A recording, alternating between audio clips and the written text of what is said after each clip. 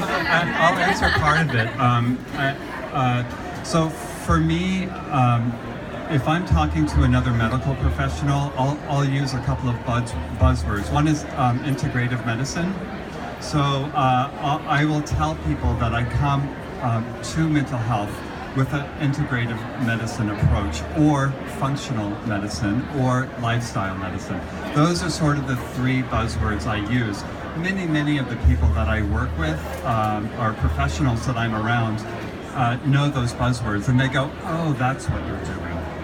What's really interesting to me is that once I just kind of jumped both feet in and offered TLS and talk about isotonics and the DNA gene SNP, I have so many people who have said, oh my God, that is awesome. I mean, just lay people, not like professionals.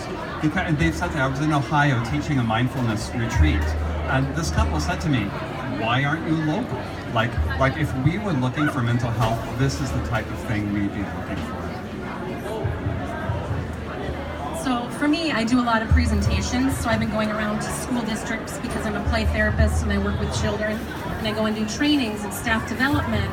And then I've been going out onto different Facebook groups in my area that are just mental health providers and gaining traction there. So I've just had 2 more people call me and reach out going, what are you doing? I want to know more. Let's meet. And when we meet, then I'm explaining things to them.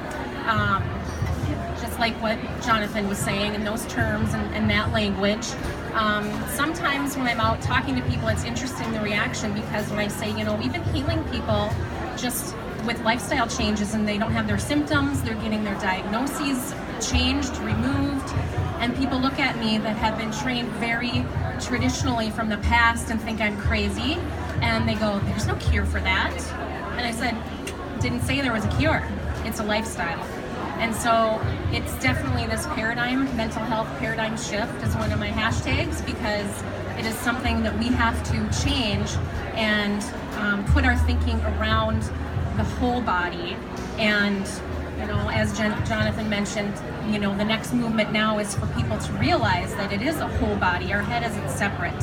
So wherever I'm at, if I'm at a training or if I'm out, just discussing with people in general. I mean, the other day when I bought my dress for the gala tonight, I'm talking with some lady at the counter and we hit it off, and I'm giving her my card, and she's like, I think my daughter, who's a doctor, would love to talk to you about this. And so you just have to be talking and get out there and use your voice, and I'm finding a lot of change happening from that. So that's where I begin. I look back when I first bring this into my clinic and how many other counselors were like, you should not be doing that. You're not trained whatsoever in it. And here we are 6 years later, and how different it is. So when you walk into my practice, you get the feel of health and wellness, not just through outpatient mental health, but through nutrition and diet and genetics and education. And that's really what it comes down to for the mental health field, is education for your colleagues and your patients, right? So that was kind of my first movement of doing that. My next movement has been getting other counselors like Renee and Jen and Talisa and Amanda. I have probably 25 mental health counselors in my team, and that's because we all know that we've had these patients that we have hope for, but the practices that we were trained to do were not working. And now we are seeing that nutrition and lifestyle does help, and we have had amazing results with it.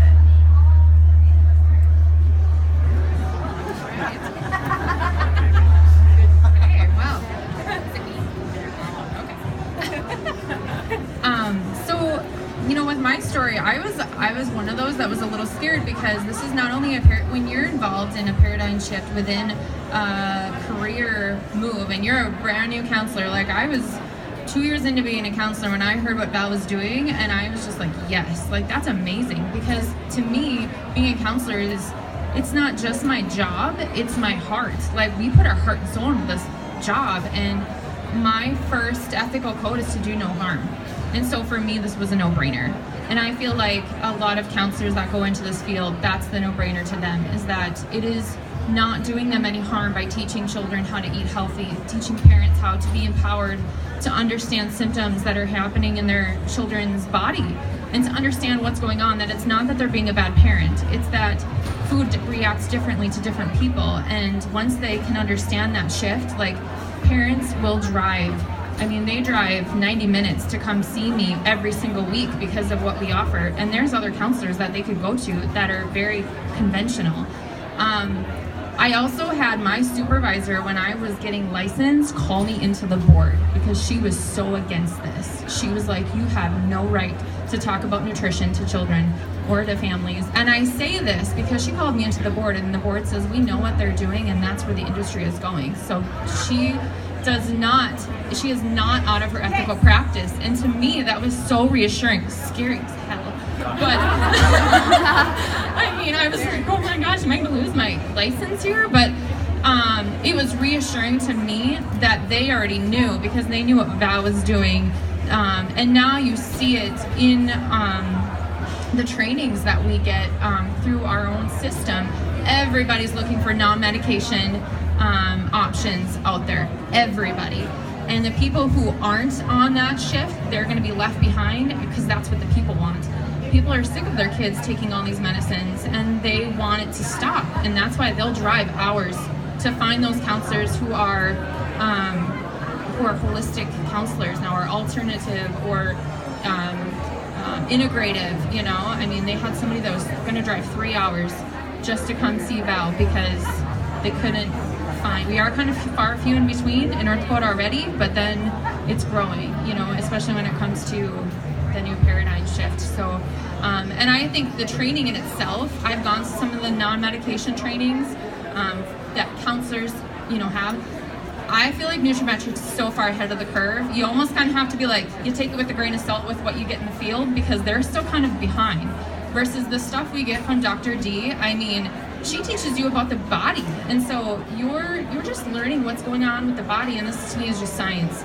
And so, you know, you figure it out. You figure out like what's really going on with the body, and yeah, so this is where the industry's going. Jen, you bring up a lot of good points in things that I even heard, and you guys may hear the same thing. That's not within my scope of practice. I can't do that because of ethics and morals. I wouldn't be able to offer a product to my patients because of a confluence of influence. I've heard all of those things. I mean, you touched upon it a little bit in Do No Harm, so I don't know if you have anything else to add, and then we'll hear from our other friends. But, you know, what are your thoughts about that, and how did you navigate, you know, that this is the elephant in the room when it comes to mental health, that moral dilemma? So when I was trained as a counselor, I mean, it's not outrightly shaming counselors to think that, you know, we do this because we want to help people. And so they kind of